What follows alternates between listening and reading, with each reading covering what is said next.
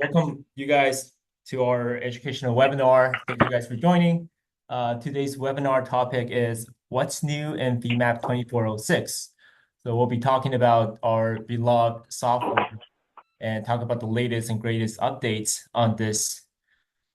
My name is Mason. I'm from ATA Engineering. I'm based off in our San Diego office. I'm very excited to be joined by Andy Haynes from Siemens, who is a SME of the Femap product. He will be the presenter for the topic today. So before we dive into the actual content, there are some housekeeping notes. All attendees will be muted throughout the webinar. If you have any questions, you can type them into the chat. There's a Q&A chat. We'll have Andy answer them at the end of the presentation. You will be able to ask him directly if you like, and we can unmute you. So you can let us know. This webinar will be recorded and be available on our website and our YouTube channel later on. Before I hand this to Andy, I want to give a quick overview of ATA Engineering, who we are, and how we might be able to support your team.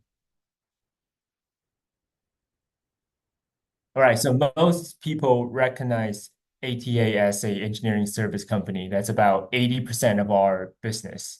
And our founders have been together for almost 40 years. We have vast experience providing high-value engineering services and to solve customers' toughest design challenges. And majority of our business are in the aerospace and defense industry. That's about 70% of our business, but we also work on other industries. About who we are a employee-owned small business with a full-time staff just around 210, 220 people. Most of them have advanced engineering degree, as you can see. We have 9 regional offices across the US, and as I've mentioned before, we have years and years of experience focusing on design, analysis, and tests. This includes everything from structural design, structural dynamics, thermal, vibroacoustics, and more. Test-wise, we are the leading independent model test group in the US. We have lots of experience just flying our team to the test article, location, and conduct GPT, and use that information to help drive the model design.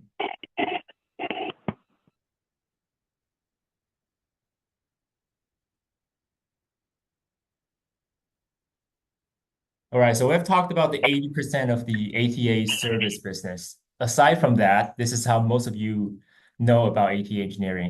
We are Siemens VAR, who the value-added reseller, who not only sells the product but also provides support and training to our customers. We really focus on products and solutions that we use primarily on design, analysis, and test. For example, NX, Femap, Star CCM Plus for simulations and CFD.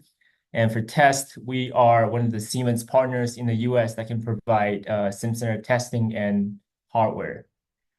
So because we sell what we use, our customer really appreciates our familiarity of the tools, and it really shows in our hotline support. So every time when a customer calls our hotline, you are speaking with a project engineer who uses the software every day and understands the problem. In addition to that, we teach a variety of classes, primarily dealing with simulation. We actually generate all the Siemens training material for the Nastran software. So a lot of time when you go online to the Siemens website to find a Nastran class, you will find it either in Denver or San Diego, because those are the 2 ATA locations, and we'll be the one teaching it.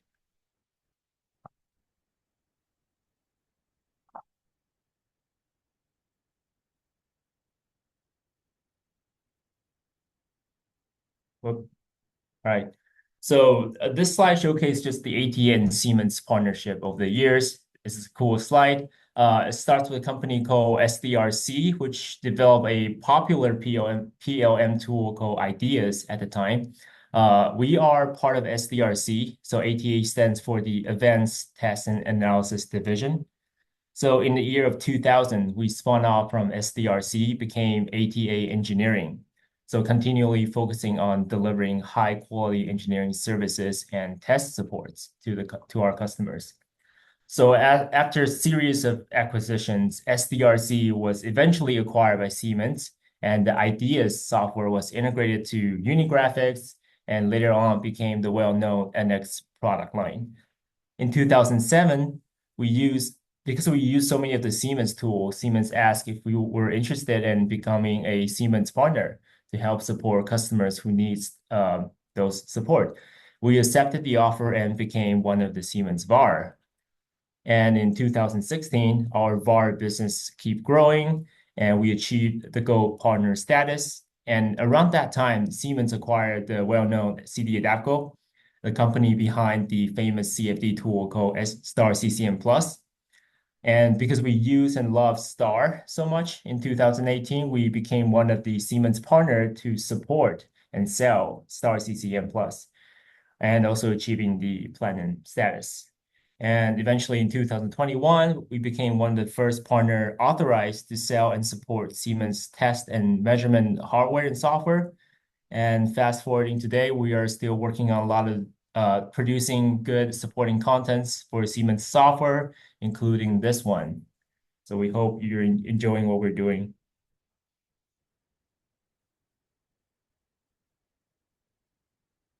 All right, so last slide before I hand it to Andy, I want to encourage people to visit our ATA website.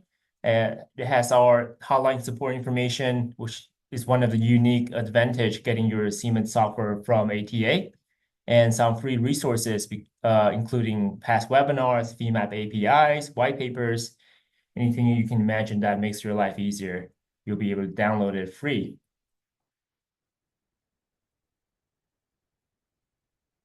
All right, with that being said, I'm happy to introduce today's speaker, Andy Haynes, who is a subject matter expert of Femap, over 25 years of experience, supported various sales and product planning, and also wrote 90% of the Siemens Femap and user documentation. Take it away, Andy. Thanks for the introduction, Mason. So without further ado, here we go. We're going to be talking about what's new in 2406 in Simcenter Femap. Just so everybody knows, we released 2406 in June 2024, and then we've even had one of our maintenance packs since then, which we released last month in August. So right now, if you were to go get Femap, if you were to go to the website and download Femap, you would want to grab 2406 MP1. I think on the website it's actually like 2406.0001, but it's essentially maintenance pack 1. So just wanted to get that out of the way. One of the big things that we did in our last few versions of Femap was add support for managed environments, in particular Teamcenter. So we kind of reached a new level of support in terms of that for 2406, and I will get to what that means. The first thing you'll notice is if you try to use any of these tools, we have new dialog boxes for open, import the JT assembly, and save. We've also added support for opening .modfm and .neutral files from Teamcenter. We've added check-in and check-out capabilities. These show up as buttons on the Teamcenter and Teamcenter Share toolbars. Just know that these icons only become available when you've done when the files have been opened either by either Teamcenter or Teamcenter Share. So that's what you'll notice. When you're checked out, it's like checking out anything in other systems that are designed to keep people from changing things underneath you. It just provides you exclusive access to the data open from Teamcenter. And then check-in is basically enabled when the active model has been checked out to the logged in user.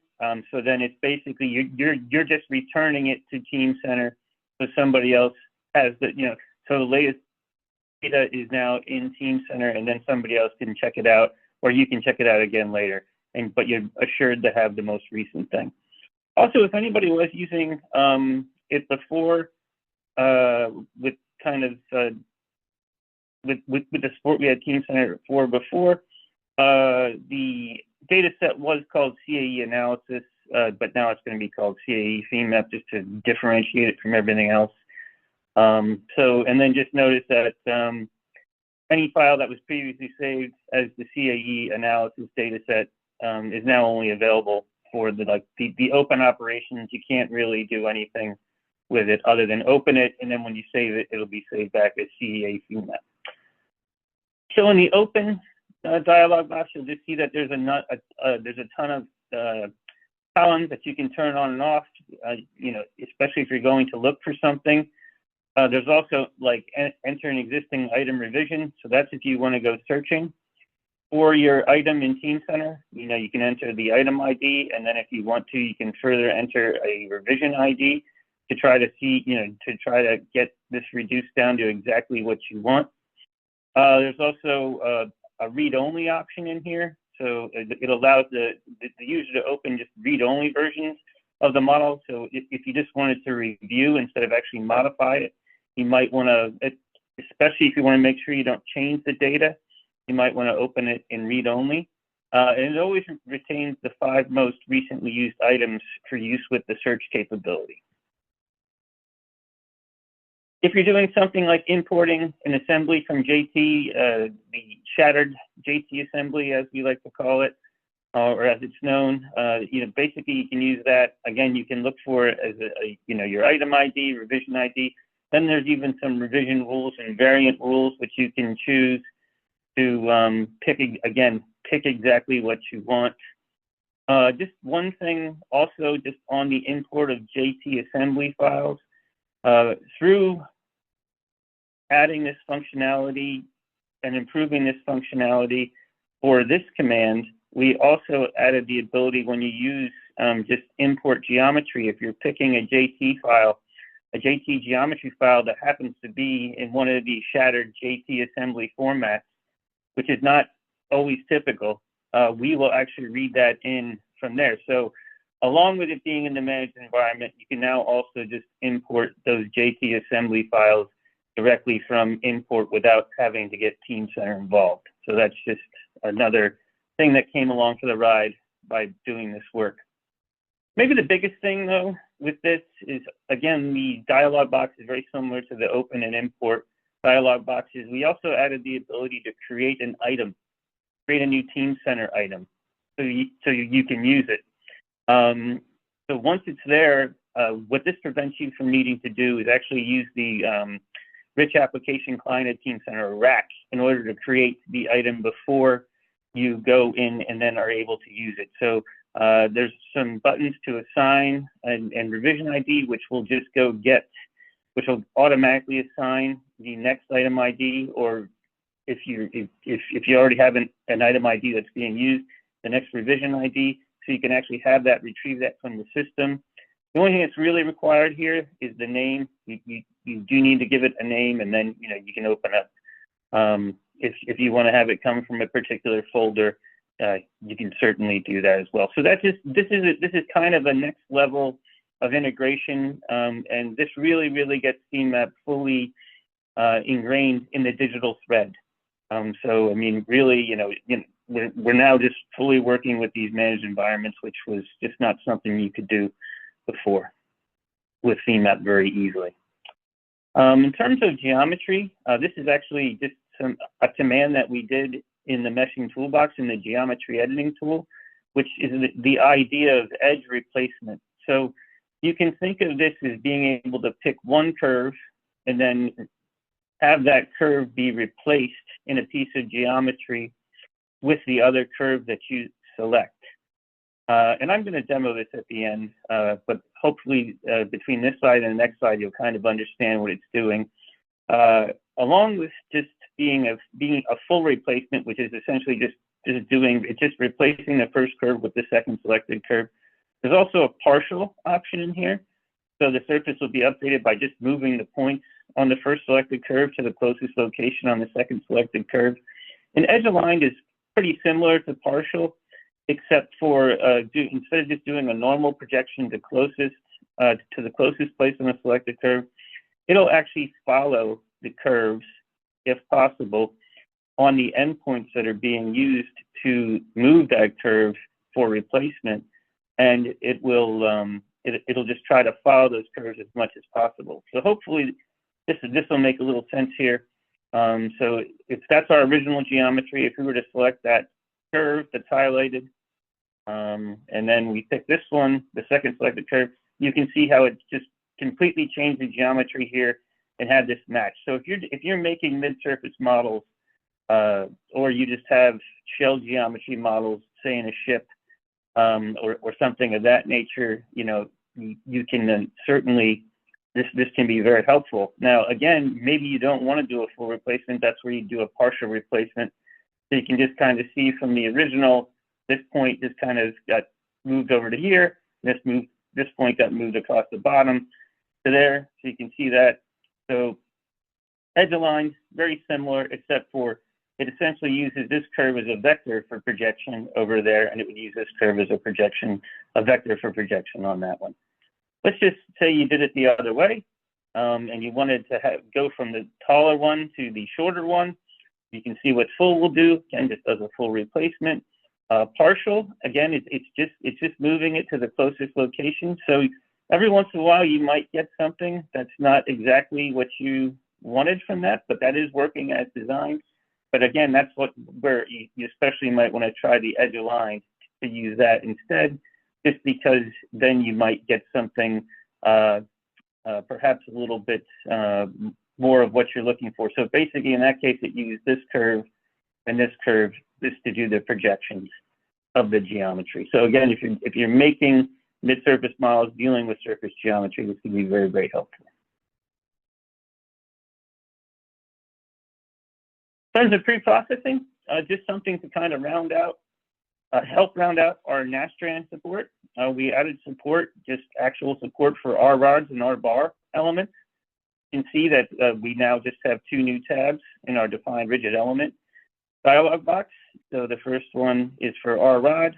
You basically just pick your, in each case, both our rod and our bar are just 2 nodes, and then you just give it which location, and NA or MB, you know, is your dependent degrees of freedom and which component for our rods. And you can just see this is just an example of how they look based on what you have specified. And for our bar, kind of similar. Again, just always 2 nodes. The independent degrees of freedom, you must always have at least 6 of them chosen between NA and MB. Actually, it must be 6, and then if desired, and then you can choose your dependent BOFs if needed, but you don't actually need to have any of them selected. And there's just kind of an example of 6 R bars coming together at 1. So we supported these before using import, but we would change them. So this again was done specifically to make sure that things could round trip. If you're making laminates with Femap, we added just some great functionality with the Layup Builder for 2401. This allows you to do what some people might refer to as ply-based laminate definition, where instead of having to manually make the layups and laminates where you just explicitly put things in, instead you can have a ply stack up and then pick portions of the model and then have Femap automatically generate you the appropriate layups and properties that you might need. So again, some really great functionality, especially if you're doing a lot of laminate work. Sometimes other folks might refer to this sort of as zone-based meshing, just as another term you might hear.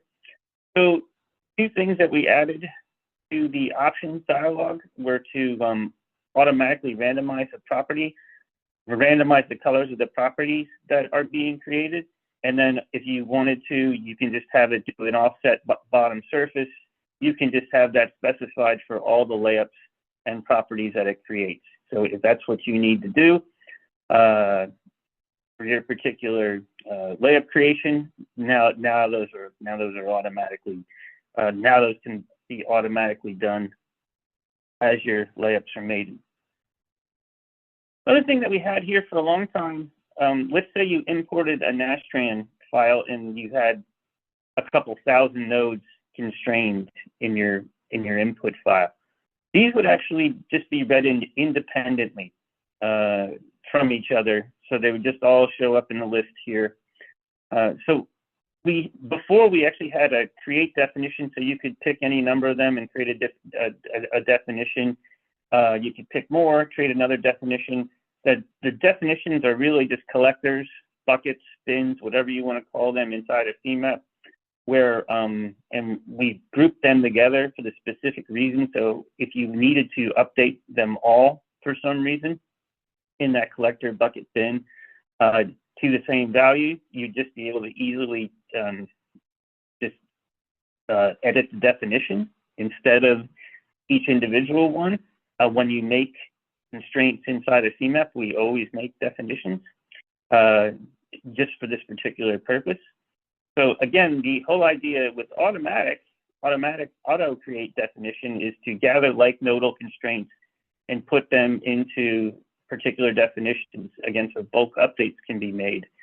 So what it's going to look for is it's going to look to put constraints that have the same constrained degrees of freedom, the same nodal output coordinate system, and if you happen to have non-zero values, then the same non-zero value. It's just going to collect all those together.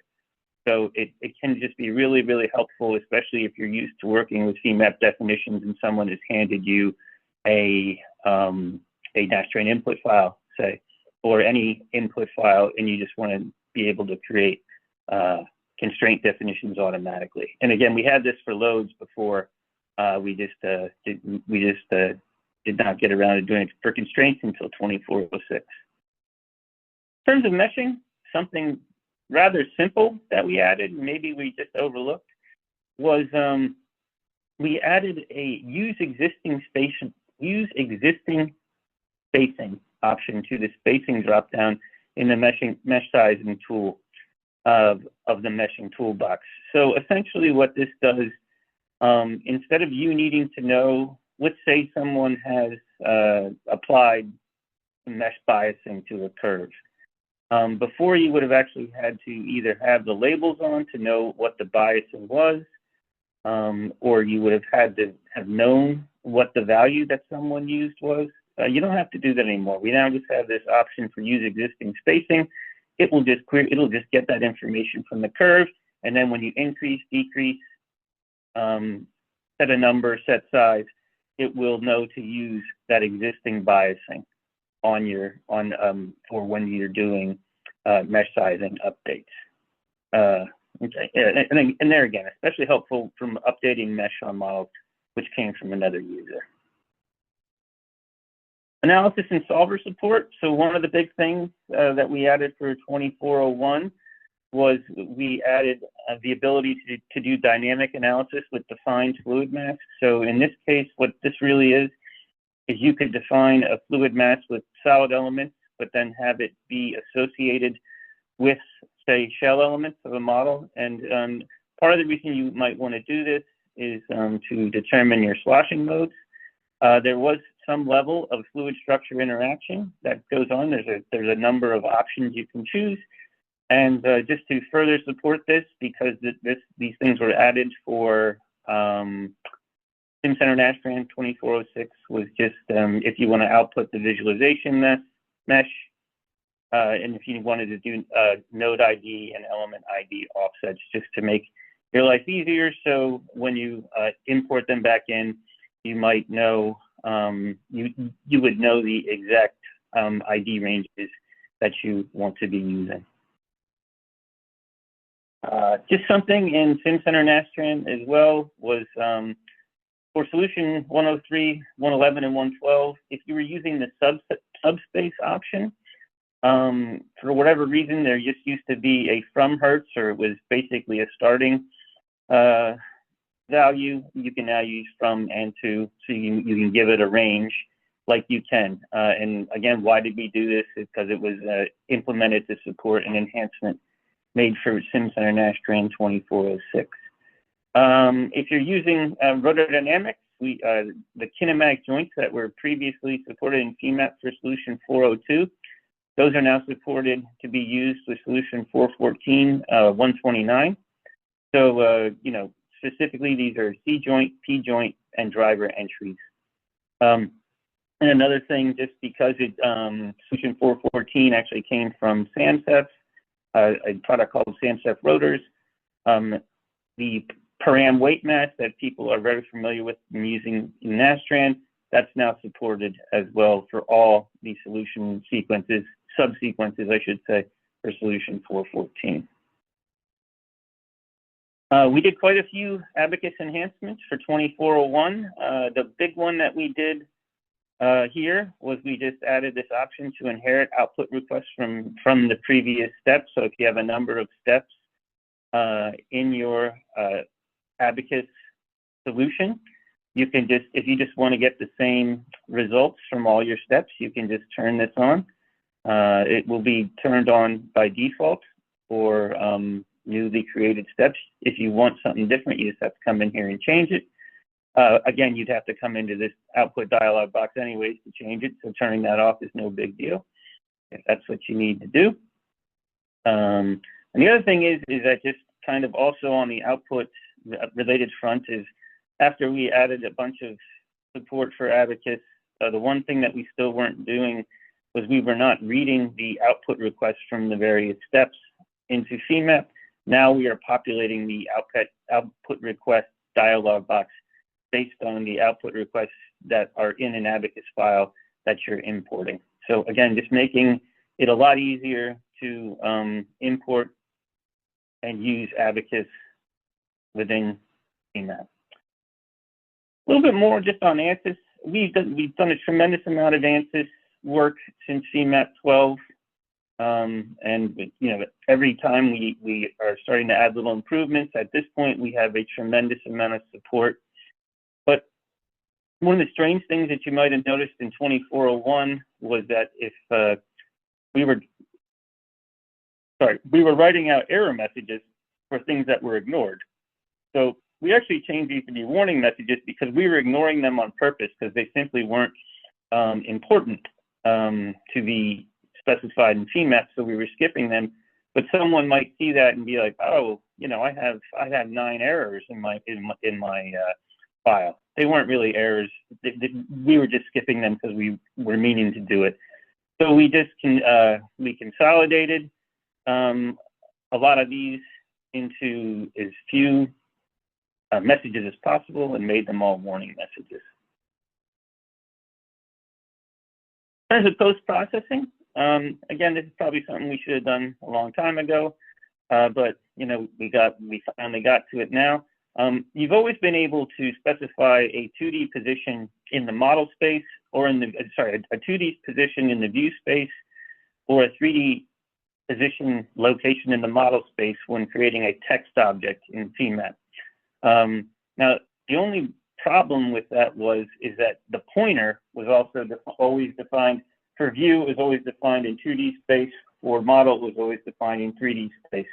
So you could have some, you could run into some issues where the actual text on the screen would be moving, probably not the way you wanted, but at least then the little model pointer, the leader, was also moving with the model, but that was not always the best. So now what you can do again is you can define it in 2D view space, the actual text, and then just have the pointer follow it around, and I will show that to you in a tiny little bit. And it's just nice because you can track the location of specific entities in a complicated model. That's a big thing. So you can kind of think of it that way. You can see that the element 385 is staying in the same place while the actual pointer is moving to the same location as the model is rotated. Another thing, especially for folks, anybody doing flutter analysis, we now import arrow box deformations from the Simcenter Nastran.op2 file. So before there was a kind of a convoluted way that you needed to do this, where we were only getting this output from FO6 files, but Simcenter Nastran has since added it to OP2 files. So now they can be imported from the OP2 file. So you don't have to go through putting everything out to a print file. So again, and of course, anytime we can read data from an OP2 file, that is faster than reading it from, you know, the ASCII text FO6 file. Miscellaneous type stuff. The command finder just keeps getting better and better. Initial implementation was 2301. Started being able to find tools in the toolboxes and panes and using keywords to find particular commands in 2306. For 2401, started featured like a pop-up command, which actually, if you hover over something in the left-hand side here, what'll happen is it'll show you where that command is in the menu structure when needed. It allows, it also shows you match commands. As you type in text, the list will be populated. The layout has been improved quite a bit. There's also a hyperlink that allows you to just search the online help for what you're looking for. And we also now support for searching within toolbars and the custom user tools commands. So find a little bit more. So what did we add for 2406? We just gave it a shortcut key, Alt plus Q, which is always going to be shown up there. You don't have to remember that. It basically just activates the field for typing, just to try to, reduce mouse travel and that type of thing. Just if anybody was using 2401, we added the help manage licensing commands in 2401. The show like modules and show users was one button that kind of toggled between each other. We just made it two. Just made it a little bit better. Also, we fixed a number of issues related to the FlexLM heartbeat. Just in 2406, just to try to reduce any aggravation that you might have with licensing. Again, if somebody missed 2401, what help manage licensing did was it allowed you to change your licensing method without having to close Femap and use one of those go_.bat files that we had, like Go Dongle or Go Network, etc. So now you can basically just do this from within Femap. Another big thing here is just a way to test your connection, make sure that it's not a networking problem that you have. And if you hit this little star over here, that'll actually give you a fully qualified domain name. So especially even here at Siemens, sometimes if we don't give the path to the network solver with the fully qualified domain name, the FQDN, it won't be able to find it, or it won't be able to find it consistently. So again, it's just super helpful with the way that network security has gotten a lot more tight. And then just API things that we added, so just some attributes to the various things. We added the auto create methods that you can access now programmatically, a bunch of things for our new text options to support the pointer option. Also, we did not provide programmatic access to the mesh editing element refine and the mesh editing mapped hex refine commands. They were somehow missed in the API, so now you have access to those. And then we also added some options down at the bottom just for dealing with, if you want to start dealing with Teamcenter programmatically. Okay, I'm going to come out of here and I'm gonna just open Femap. Let me just make sure. Can everybody still see my Femap screen? Okay. I don't see it. I think okay. you have to. Hold on for. Yep. Yeah, hold on for 1 second. I need to share my screen in a different way.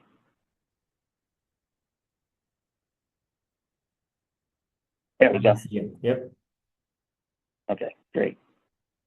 So just as what you can, so as an example of what you can do with our new edge replace, you can pick curve here, and then just pick another one. And you can see we keep the other one highlighted just to make sure that you're not picking the same one over and over. And what it did was it actually closed a tiny little gap up there, because those two weren't coming into, they were not connecting in a proper way. So you can even see this a little bit more up here. It's going to kind of zoom in and zoom back out. you can see you might have a number of issues that you want to take care of. So again, we could move this one over to here, and then we could move this one and tie it into here to get rid of small areas. If we want to see, you can see this is all non-manifold added together. So it's, maintaining that throughout, even as you do things. Now, in that case, it was maybe a little hard to see, but also if you just wanted to do something like this, where you wanted to close a rather large gap, then you can just pick which one you want to go to, which one you want to come from, which one you want to go to, and then that'll be done for you. So again, it's just nice new functionality that makes your life a little bit easier. You could kind of get there before by using project move point, but this edge replace is just easier. And I'll just kind of show you here too, if I'm using it again. This is probably where you might not want to do. You might want to do a partial. If the geometry is already meshed, it'll just update both the geometry and the mesh as needed to get everything connected. Undo for a second, and let me just show you the edge aligned instead. You can kind of just see it went a little higher up there. It basically used that curve as the projection vector, and that curve is the other projection vector down there. And then just that other thing I mentioned with mesh sizing, you can see we have a little bit of biasing specified over there. So if I were just to say, hey, I want to use existing spacing here and add, you can just see that it's keeping my biasing in line without me having to know it or anything. So just another little quality of life update for everybody. And just a little bit more about our dynamically updating pointer. So this is just one that's been defined, and you can just see as you move it around, zoom in, wherever, it just stays with it. Now, if you want to, you can then of course just always go to modify, edit, text, and I'm just gonna say okay, and we could always just stick the text in a new spot, and then just know that it's there. So again, just much easier to use in terms of using our text objects in Femap once they're defined. All right, and then that's pretty much all I had in terms of what was new in 2406. We have 2412 coming out late this year. And again, gonna just have a bunch of other new features and everything. So did we have, was there any questions that came in? If you have any questions, you can feel free to type into the chat. I don't see any questions right now. Or if you want to directly ask Andy, we can unmute you. Yeah. All right. I don't see any questions. So we can let you go early, Andy. Okay. Thank you for the what's new presentation. Always excited to see the new features added to Femap, and appreciate your support as always. All right. Well, thank you, and thank you for everybody attending. Yeah, if there's any questions from the attendees that you forgot to ask, email me and or email Andy, and we can get that resolved. Okay. All right. Thanks everyone. Thank you for joining. We will conclude the webinar today. Thank you. Thank you.